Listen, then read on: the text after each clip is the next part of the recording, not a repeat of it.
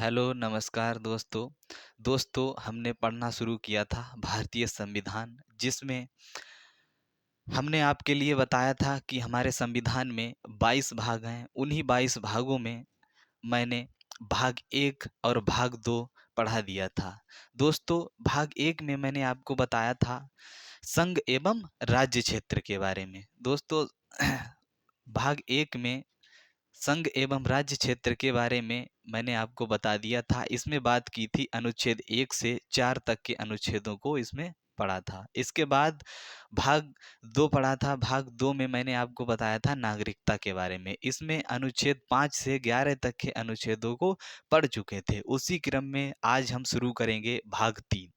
भाग 3 में दोस्तों बात करेंगे मौलिक अधिकार। मौलिक अधिकारों के बारे में आज पढ़ेंगे भाग 3 में। दोस्तों, मौलिक अधिकारों का प्रावधान हमारे संविधान में यूएसए के संविधान से किया गया है। कहाँ से किया गया है? यूएसए के संविधान से मौलिक अधिकारों का प्रावधान किया गया है। दोस्तों, भाग 3 के लिए संविधान का मैग्ना कार्टा कहा जाता है। अब दोस्तों, मैग्ना कार्टा क्या होता है?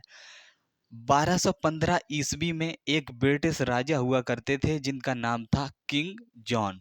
किंग जॉन ने अपने नागरिकों के लिए कुछ अधिकार लिखवाए थे। उन अधिकारों को ही इन्होंने मैग्ना कार्टा कहा था। इसीलिए ब्रिटिश ब्रिटिश संविधान में उनके नागरिकों के लिए मैग्ना कार्टा कहा जाता है, लेकिन हमारे संविधान में भाग 3 के लिए संविधान का मैग्ना कार्टा कहा जाता है।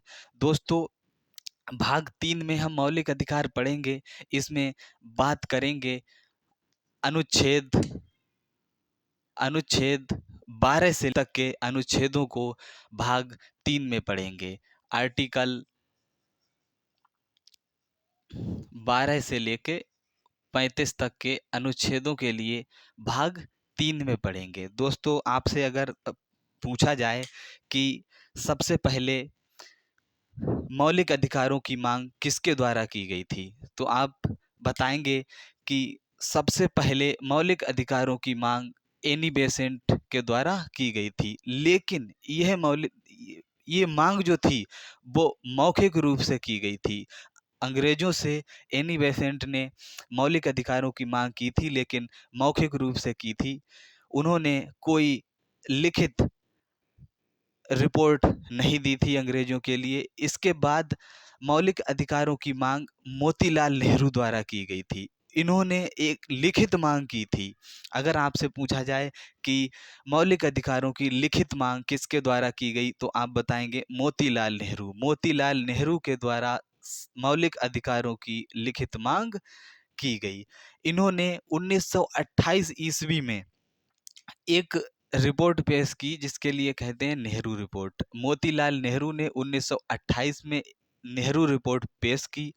इसी नेहरू रिपोर्ट में वो अधिकार लिखे थे जिनसे हम अपनी राज्य व्यवस्था चलाएंगे। वो अधिकार सब लिखे हुए थे जिनसे हमें अपनी राज्य व्यवस्था चलानी थी।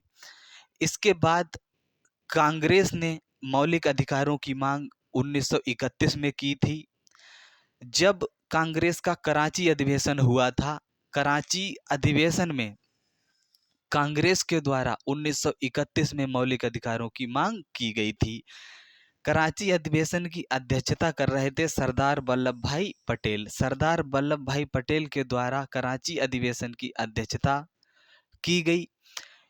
कांग्रेस के द्वारा 1931 में मौलिक अधिकारों की मांग की गई। इसके बाद 1931 में ही कांग्रेस ने अपना प्रतिनिधि बनाकर गांधी जी के लिए लंदन भेजा द्वितीय गोलमेज सम्मेलन में। जब गांधी जी के लिए कांग्रेस ने 1931 में द्वितीय गोलमेज सम्मेलन में भेजा था, तो गांधी जी ने लंदन में मौलिक अधिकारों की मांग को दोहराया। जब उन्होंने द्वितीय गोलमेज सम्मेलन में मौलिक अधिकारों की मांग की, तो गांधी जी को एक आश्वासन दिया गया अंग्रेजों के द्वारा कि 1935 का भारत शासन अधिनियम आएगा। उस भारत शासन अधिनियम के तहत मौलिक अधिकार आपके लिए प्रदान किए जाएंगे। लेकिन जब 1935 का भारत शासन अधिनियम आया तो उस अधिनियम में मौलिक अधिकार नहीं थे।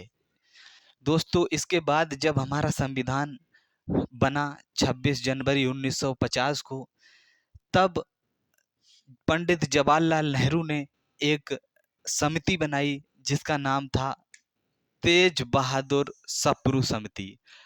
पंडित जवाहरलाल नेहरू के द्वारा एक समिति बनाई गई जिसका नाम था तेज बहादुर सप्रू समिति। इस समिति में दो तरह के अधिकारों के लिए शामिल किया गया था। एक तो वे अधिकार थे जिनसे अगर आपको वंचित किया जाए, जिनसे आपके लिए वंचित किया जाए तो आप कोर्ट में जा सकते हैं, अपने अधिकारों की मांग के लिए आप कोर्ट में जा सकते हैं। इनके लिए भाग 3 में शामिल किया गया है।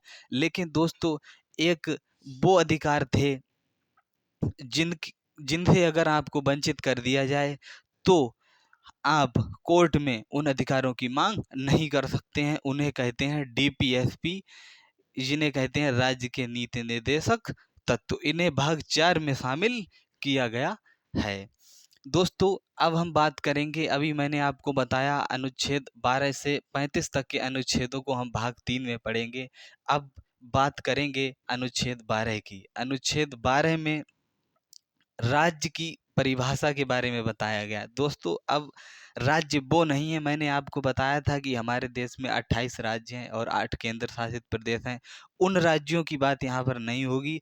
राज्य का मतलब है यहाँ पर केंद्र सरकार, राज्य सरकार, संसद, कार्यपालिका, न्यायपालिका, विधानसभा, विधान परिषद, ये सभी राज्य में सम्मिलित किए जाएंगे।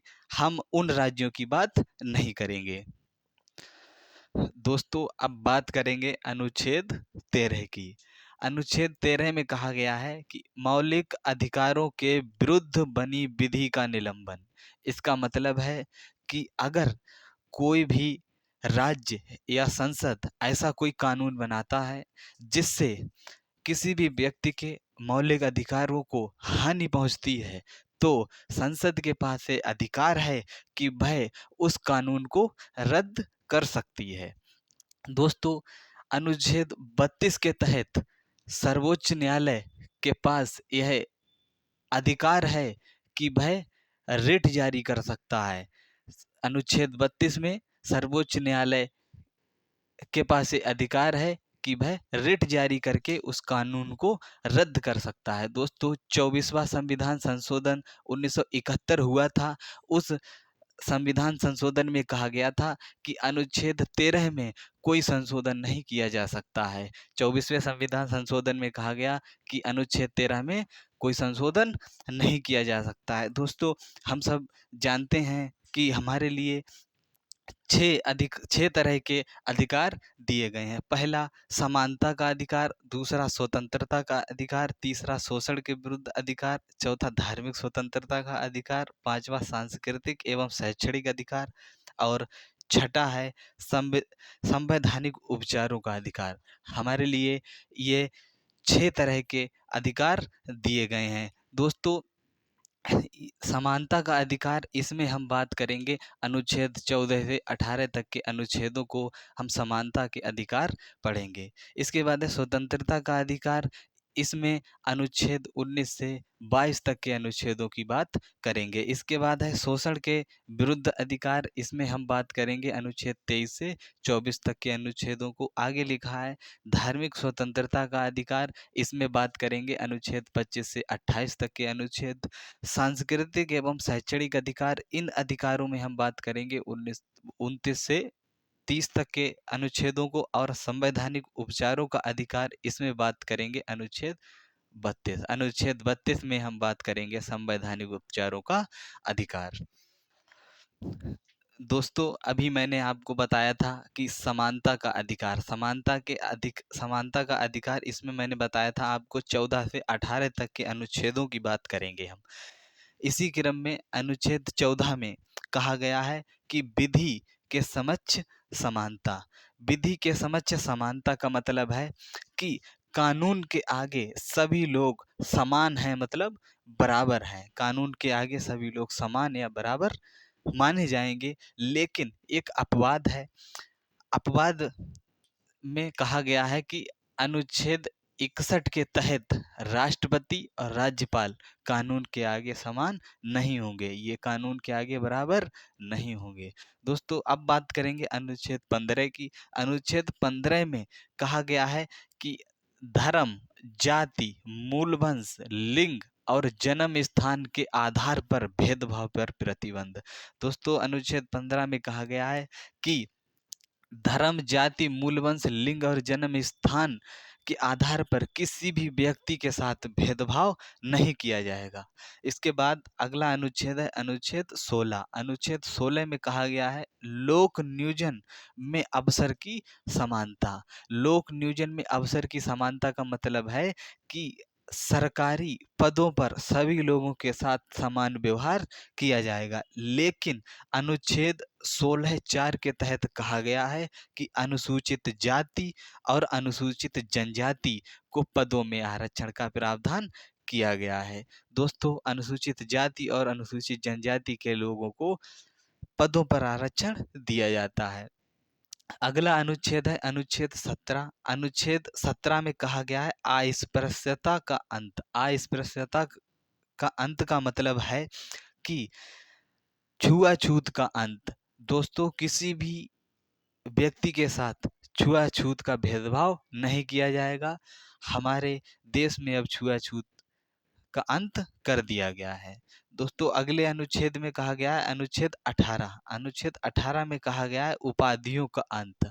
दोस्तों कोई भी व्यक्ति अपने नाम के आगे कोई भी उपाधि नहीं लगा सकता है, मतलब उसे कोई भी उपाधि मिली हुई हो वो अपने नाम के साथ नहीं लगा सकता है। दोस्तों ये तो रहे समानता का अधिकार। अभी मैंने आपको बताया था 6 तरह के अधिकार होते हैं।